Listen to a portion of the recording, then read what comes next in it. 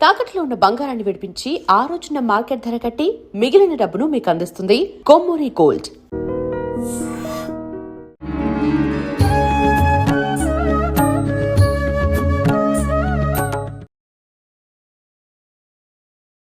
నమస్కారం, welcome to I dream.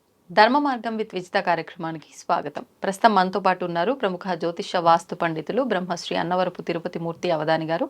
ఇప్పుడు గురుగారితో మాట్లాడదాం. నమస్కారం గురుగారు. ఓం శ్రీ మహాగణాధిపతయే నమః. గురుగారు, మార్చి 3వ తారీఖున చంద్రగ్రహణం ఏర్పడుతుంది. మరి కొంతమంది ఏమో మన దగ్గర గ్రహణం పూర్తిగా ఉందని, కొంతమంది పాక్షికంగా అంటే స్వల్పంగా మాత్రమే ఉంది అని అంటున్నారు. నిజంగా గ్రహణం ఉందా? యథా విధిహుతాగ్నీనాం యథా కామార్చితార్థినాం యథా పరాథదండానాం యథా కాల ప్రబోధినాం అని ధర్మం ఒక విధానం చెప్పబడి ఉంది.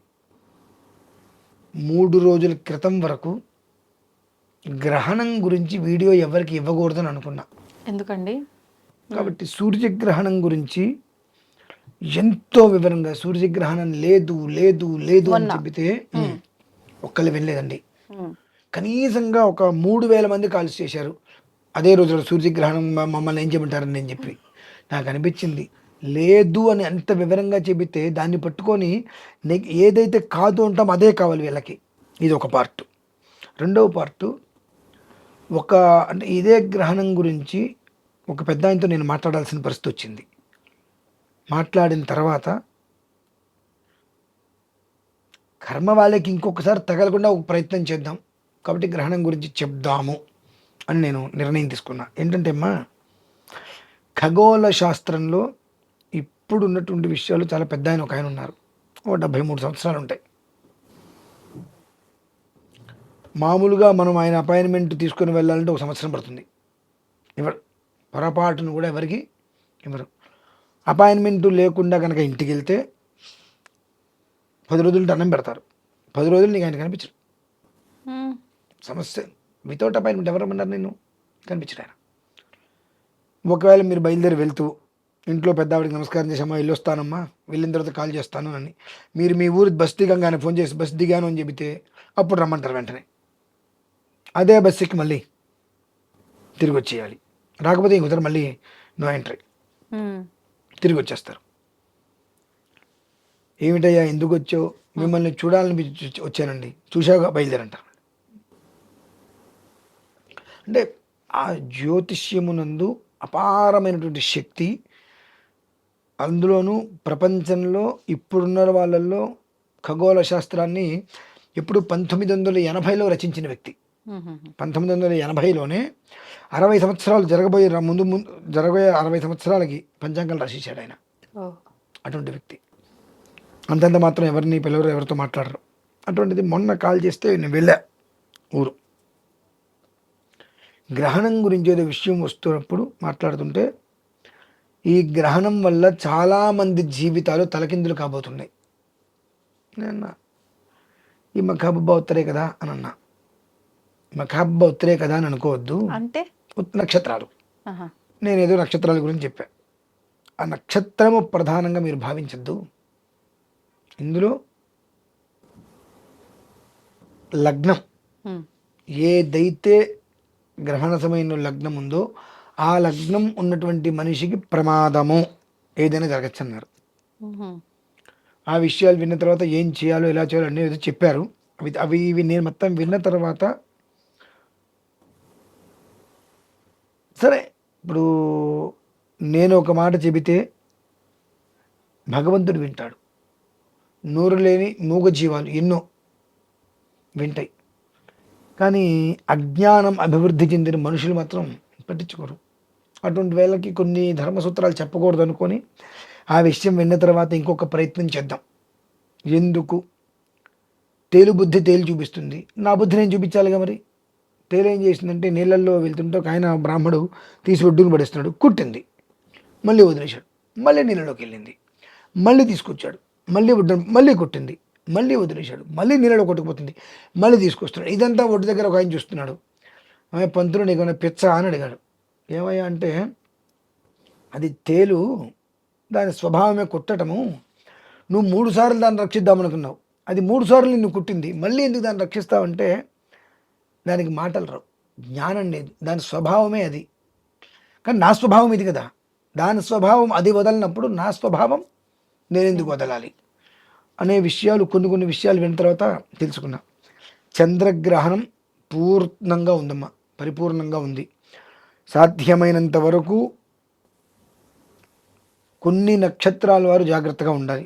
అందున నక్షత్ర ప్రభావం ఎలా ఉన్నా కర్కాటక లగ్నం వారు మాత్రం సర్వదా శతదా చాలా జాగ్రత్తగా ఉండవలసినదే. 1,00,00,000 రూపాయలు వస్తాయన్నా ఆ రోజు బయటికి వెళ్ళొద్దు, ప్రాణం పోతే కుటుంబం పోతుంది అని చెప్పి స్పష్టంగా చెప్పడం జరిగింది. ఆ విషయం మీడియా ద్వారా ప్రతి మనిషికి తెలియచేయాలి. కర్కాటక లగ్నంలో జన్మించిన వారు ఎవ్వరూ కూడా నాకు ఇవాళ ఉదయం కూడా ఫోన్ చేసి చెప్పారమ్మా ప్రత్యేకంగా. ఆ రోజునాడు సాయంత్రం మహాలింగార్చన చేసుకో, 3వ తారీఖు గ్రహణం రోజున సాయంత్రం మహాలింగార్చన చేసుకో, మర్నాడు ఉదయం ఈ ఈ చంద్రగ్రహణ విధానాన్ని అనుసరించి వెండి గ్లాసు, నాగుపాము ఒకటి సర్పాకృతి రూపం వెండిది, అలాగే చంద్రబింబం, ఈ 3 ఒక వస్త్రంలో పెట్టి దానం ఇవ్వు పొద్దున్నే. లగ్నం వాళ్ళు కర్కాటక లగ్నం వారు దానం ఇచ్చిన తర్వాతే నువ్వు కాఫీ తాగినా టీ తాగినా అప్పటి వరకు అని చెప్పారు. సామాన్యంగా ఎవరైనా వెళ్ళాలంటే నో ఎంట్రీ, అక్కడికి బోర్డు నో ఎంట్రీ.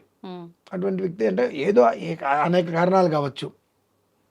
కనుక ప్రతి ఒక్కరికి నేను చెప్పేది ఏంటంటే గ్రహణం యొక్క నియమాలు ఏమిటి అని కాదు, ముందు ఆ రోజున కర్కాటక లగ్నంలో జన్మించిన వారు ఎవ్వరు, ప్రతి ఒక్కరు కూడా ఆ లగ్నంలో ఎవరైతే జన్మించారో వారు ఎవ్వరూ కూడా పొరపాటున కూడా ఒక్క 3వ తారీఖు ఇల్లు దాటి బయటికి వెళ్ళవద్దు, కన్ను పోయింత కాటికి వద్దు.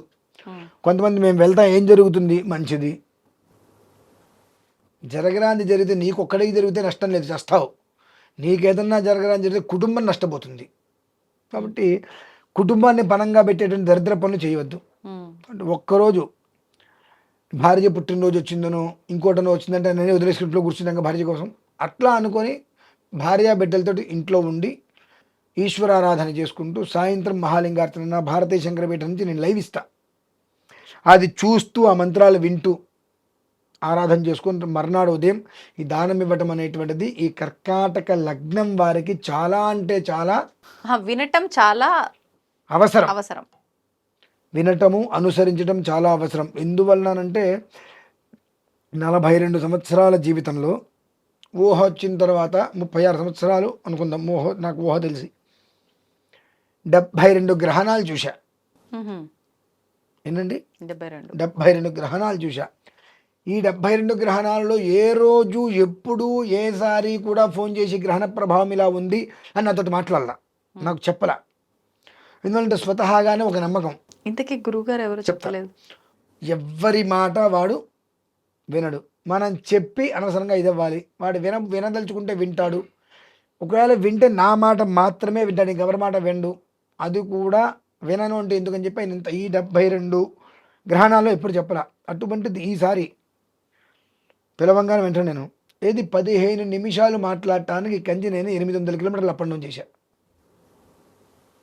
15 నిమిషాలు కేవలం మాట్లాడటం కోసం. ఏంటంటే ఒక మనిషికి ఒక స్థానాన్ని ఇచ్చాము అని అంటే దానికి గౌరవం ఇవ్వాలి.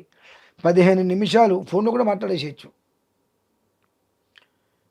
గ్రహణం గురించి మాట్లాడాలి, వస్తున్నావా, వస్తున్నా, ఇప్పుడు బయలుదేరుతున్నావా, గంటలో బయలుదేరుతున్నావా అన్నారు.